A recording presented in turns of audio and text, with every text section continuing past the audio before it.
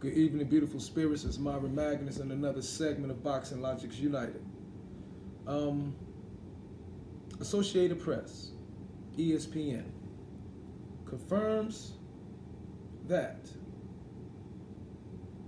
Deontay Wilder has confirmed he will execute the rematch clause, and he says the 40-pound costume he wore in his ring walk wore his legs down for the fight. Dan Raphael reports former heavyweight world titleist Deontay Wilder told ESPN on Monday that he will definitely exercise his right to an immediate third fight with Tyson Fury. Fury, the lineal champion who also took Wilder's WBC belt, knocked him down twice and stopped him when Wilder's co-trainer Mark Breland threw in the towel as Fury was pounding Wilder in a corner during the 7th round Saturday night in their mega rematch at the MGM Grand Garden Arena in Las Vegas. "We're definitely going to exercise it," said Wilder, who fought to a disputed draw with Fury 14 months ago. "We're looking forward to it. I'm a warrior and a true champion, and I fight like that every bit of the way. We're definitely going on with it, that's for sure, by the summertime."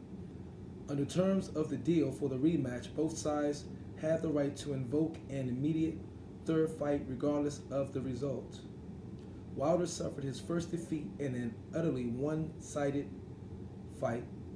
Wilder said he knew as soon as he got into the ring there was a problem with his legs, which he believes was a result of miscalculating the weight of the costume he wore into the ring. There were a lot of things that went wrong leading up to the fight. In the last minutes before the fight, but I accept full responsibility, Wilder said. "I paid a severe price because my legs were how they were because of my uniform.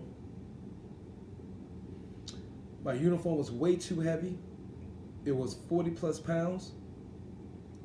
We had it on 10 or 15 minutes before we even walked out, and then put the helmet on. That was extra weight, then the ring walk, then going up the stairs. It was like a real workout for my legs. When I took it off, I knew immediately the game has changed." Interesting. Wilder had the all-black costume, which also lit up, designed as a tribute for Black History Month. "I already let the designers freelance with it. It was really their idea." Wilder said, "By the third round, I had no legs. I was completely done. My legs were gone. I had to step into survival mode very early. But you know me, I'm going to go out on my shield. I'm a fighter, I'm a warrior. That's what I do." Top-ranked chairman Bob Arum, Fury's co-promoter, said he was surprised Wilder would wear such heavy gear going to the ring, while also pointing out the potential effects of the outfit's full mask. I guess so. It could restrain the air intake, While I don't know about the legs affecting his performance, but he had to be very, very negligent coming in with that head covering because that choked off his oxygen, or just as I just said. And I'm sure that had an effect, Arum said. Coach John Gruden of the Raiders, who was at the fight, said that, "What is he, crazy?" And it wasn't covering him for 2 seconds. That was a long ring walk. English Fury, 30-0 with 1 draw, 21 KOs, knocked Wilder 42 in 1 loss, 1 draw, 41 KOs, down in the third round with a right hand to the head and with a body shot in the 5th round. Wilder, who needed 7 stitches to close a cut inside his left ear, said he felt the first knockdown was from an illegal punch behind the head. It was close to it. But all's fair in love and war. Wilder said he was ticked off that referee Kenny Bayless, among the most experienced championship referees in boxing, did not adequately protect him. Interesting. Though he did dock 1 point from Fury in the 5th round. I don't understand certain things that Bayless was doing, because he came in the back room for the final instructions and he looked me in the eyes and he said that he would disqualify me or take 2 points from me if I threw rabbit punches or punched after the break, Wilder said. But I guess that rule only applies to me because my opponent did it all night long. I got knocked on the back of my head, down to my neck. Fury was elbowing. Bayless took a point, but it was too late at that point. Fury didn't care about that point being taken. I don't know what was going on with Bayless. I'm at a loss for words. I thought he was there to protect us. Okay, and I'm gonna end it like there. Deontay Wilder, you do not want to be the guy you are being right now. You don't want to be him, okay? You don't want to be that guy at all. Hold on. Also, let me say this one thing.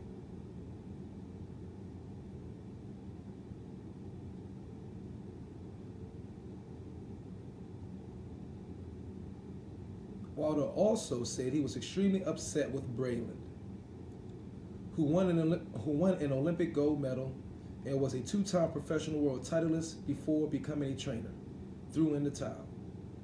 Well, actually, Kenny Bayless never recognized or noticed Mark Breland threw in the towel. Kenny Bayless stopped that fight on his own accord, from what I saw. For Mark to do it, it was very heartbroken. I was very heartbroken, Wilder said. If I say statements like, I want to kill a man in the ring, then I have to abide by those same principles in the ring of him doing the same thing to me. I'd rather die than go out with someone throwing the towel in. He knows these things. It's been premeditated. I've said this for many years. I've told all my trainers, no matter how it may look on the outside, no matter how you may love me or hate that emotional feeling, don't make an emotional decision and do not ever throw in that towel, and because my pride is everything. You never throw in that towel. Do not ever throw that towel in because my pride is everything. I understand what it looks like, but when you have the power like me, I am never out of a fight, no matter what the circumstances. I'm never out of a fight. Okay, now I'm going to leave it right there. My apologies. Deontay Wilder, your pride may mean everything to you, but you mean everything to your children. Let me repeat. Your pride, foolish pride, may mean everything to you, but you mean everything to your children. And that means being there as they go through this life for how many years? 10, 20, 50, they are here. Your family, your children, is bigger than the sport of boxing. At least they should be to you. Okay?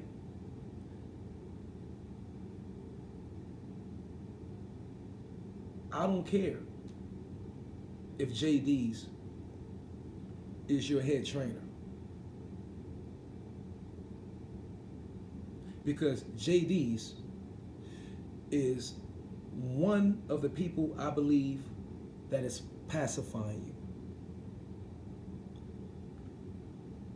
Jay Deas is not a world-class trainer. He just started doing it at 26 years old. You have a man in your corner by the name of Mark Breland that has a world of more experience. A world of more experience than Jay Deas. And I honestly feel, how can Jay Deas really care about you if he's willing to let you go through punishment that can jeopardize your health in the future over a boxing match? I have to now question the true loyalty Jay Deas has for you. Because loyalty is not just being there when someone needs you. Loyalty is also being truthful and honest and assessing a situation that you're deeply involved with, that your life depends on.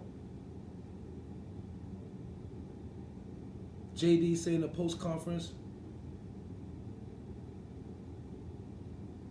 you don't want to do that to Mark Breland. Don't throw in the towel. Blase, blase. Well, Jay Deas, in my opinion, is a fucking idiot. And if anybody should be removed out your corner, my opinion is him.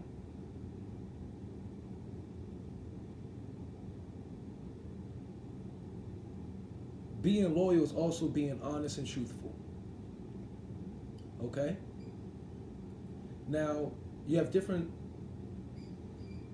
ways of transgression or wrongdoing or betrayal can happen amongst two people.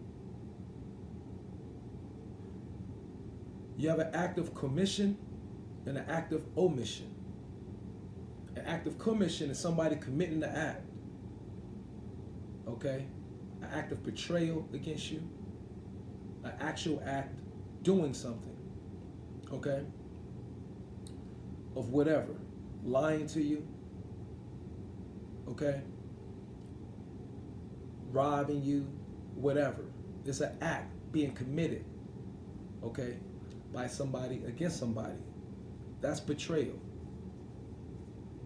Now you have omission, which is an act of transgression, betrayal, or wrongdoing. And that is omitting to act. When you can clearly see somebody close to you, health and state of being is in jeopardy. Omitting to act, omitting to speak, omitting to do. That is an equal covert transgression or doing somebody dirty as committing one. Omitting is far more dangerous, in my opinion. Because pacifists do that. Pacifists don't tell you the truth about your boxing skills and how far it can get you in a career, or how lack of can get you killed in your career. Jay Deas omitted throughout your whole entire 15 career of telling you the truth about your progression and basic fundamentals and basic skill sets that you possessed in boxing. He failed to be honest with you. He did not tell you the truth. That is an act of betrayal. That's not an act of loyalty, which you hold so dear to your heart. Loyalty.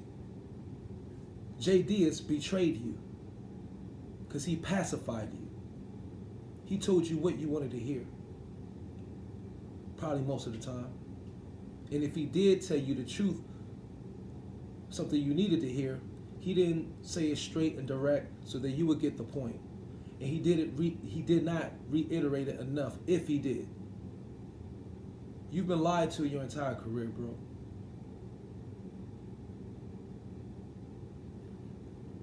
You say you didn't like to run. Then Jay Deas must not have made you run enough. That's pacifying you.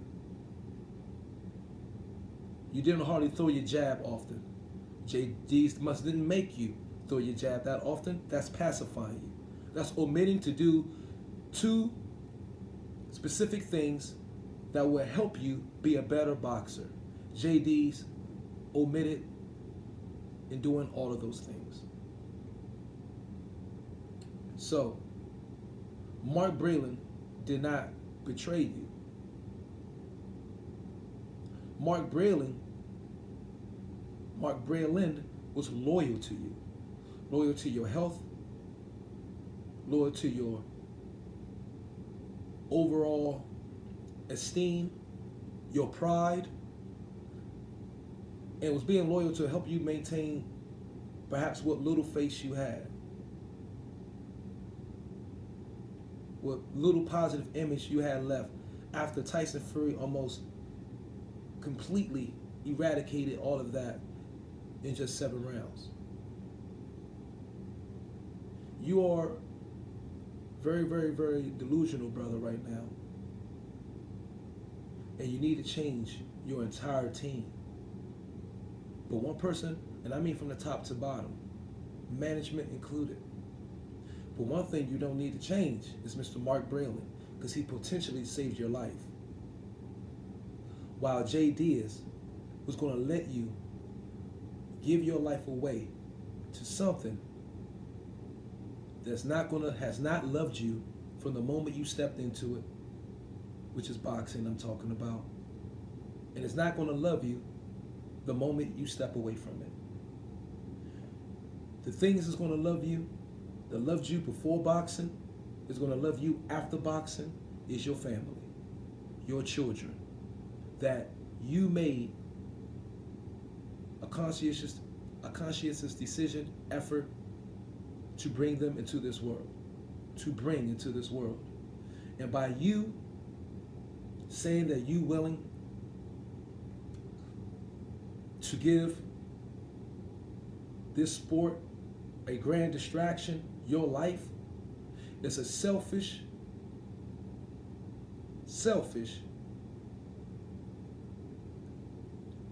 act. And it's a cowardly act for not wanting to face the music that came after it. Music being the criticism. You should be used to it. You've been dealing with it for your entire career. Up to now. Okay? You don't want to be that guy to start making any more excuses, bro. I understand there's some money on the line. None of that money can get your life back. Rich men, wealthiest men around the world have tried and failed. Okay? Your children are going to need you for the life lessons that you've gained throughout your 34 years of life so far, bro. And if you feel Mark Breland did a wrong decision, and that Jay Deas should have left you out there to give your life away to something that is not going to take care of your family once you're gone, then you need to walk away from the sport today. And you need to go really, really deeply soul search for the truth. The truth that's been omitted. The truth that Jay Deas has omitted to tell you about yourself for the last 15 years.